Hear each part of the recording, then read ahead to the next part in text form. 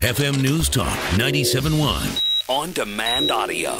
Right now, our regular Monday guest, whenever it concerns anything foreign policy, is Stephen Yates, our foreign policy expert with the D.C. International Advisory, also former advisor to Vice President Dick Cheney. Stephen, good afternoon to you. Hi, Dana. Good to talk to you. It's so much, first and foremost, obviously, I haven't spoken to you since the DNC kicked off. We heard over and over again from Democrats that there's no greater ally to Israel than this administration, no greater friend to Israel than Barack Obama. So how do you reconcile, how would Democrats reconcile that narrative to what was broadcast from the floor of the DNC? Here you had Democrat delegates booing the recognition of Jerusalem as Israel's capital. And this was all with Barack Obama's approval. He approved of the exclusion, and only when there was started to be a little pushback in the press did he finally kind of give up a little bit on it, but not without this broadcast embarrassment. I mean, first of all, how do you think Israel? What has Israel's reaction been to this, and how can Democrats? I mean, how is this going to affect them going into November? Well, it's exceedingly difficult to see how anyone who supports the state of Israel, whether they live there or just care about the geography, the history of it, the religious significance of it, how anyone can really believe, as the Obama supporters typically say, the president's got their back. It's just patently untrue. And the really strong reaction at the DNC, while a lot of folks on our side rightly point to the issue of whether God was in the platform or not, a lot of the folks on camera who were most vocal were ones who were actually objecting to the reference to Jerusalem. And so I think it's very, very clear, if people just care to open their eyes, the Democratic Party has changed a great deal over these 4 years. This is not the party of Bill Clinton in the 1990s. It's not the party that historically a lot of Jewish Americans grew up instinctively voting for. And I think that they just have to be absolutely concerned. And you combine it with very clear signals that they're willing to turn over former boundaries and roll back past negotiations and appease Iran. It's just a bad combination for anyone who cares about the state of Israel. And speaking of Iran, one of the things that I've heard from a lot of my friends, we were discussing the things that the president did not hit upon in his speech. I mean, obviously, I fact-checked, his address and, that of VP Joe Biden's. And one of the things that we didn't really hear anything about, especially since his kind of sounded like a State of the Union address, right. One of the things that we did not hear from Democrats is really anything on Iran when you think about it. They talk about all of the litmus tests for all of these other different countries, but no one laid anything out as to what they expect Iran to do. How do you interpret that? I mean, is this, and I know this is something that you've discussed with me before about how this administration doesn't really want to take Iran on head on, but it seems like things are culminating pretty fast here. I mean, what is your take on this? Right. Well, I think that there are a lot of things that an administration gets to choose, but there are some things that are chosen for them. And I think the developments in Iran are running on a course that this administration has chosen not to affect very much in a positive way. And very, very soon the choice can be made on their behalf that we have a dire situation in the region, and whether or not we want to be involved, the crisis has come to our door. The nuclear program moving in dangerous ways, the political situation not really very stable, the ties to broader regional instability with Syria and everything else. Really, I think that the administration is going to need a very stiff wake-up call to really find a way to actually stand with our ally Israel, but also go beyond that and begin to more aggressively shape events on the ground, not by intervening militarily.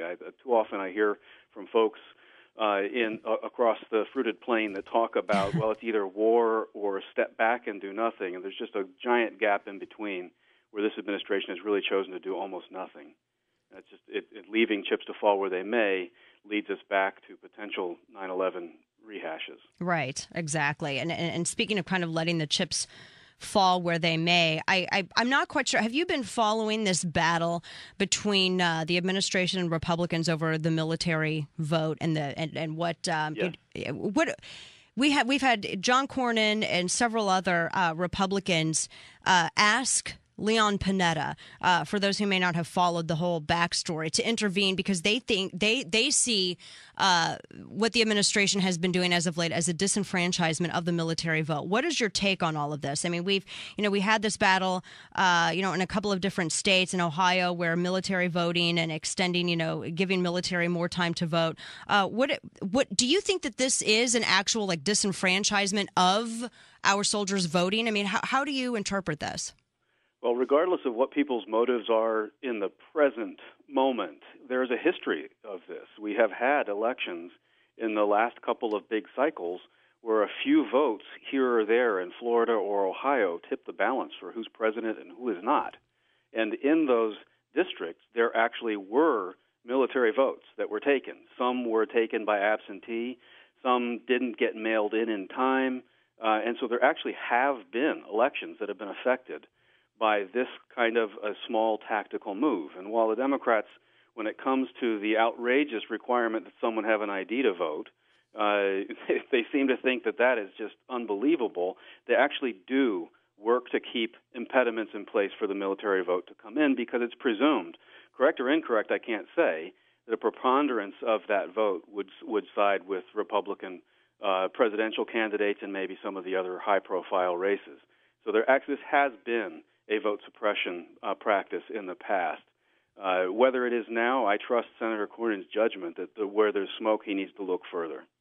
And this is, I mean, and I kind of agree with you in that it seems like, because you said this was, and I liked how you put that, this was a small tactical move. It does seem that way, especially as you rightly compared it to some of the DOJ outrage to, South Carolina's voter ID laws, Texas, Florida. Where is the DOJ in this, by the way? I'm afraid the DOJ's been off in the loony land in terms of every issue that matters to American security and protecting our democracy.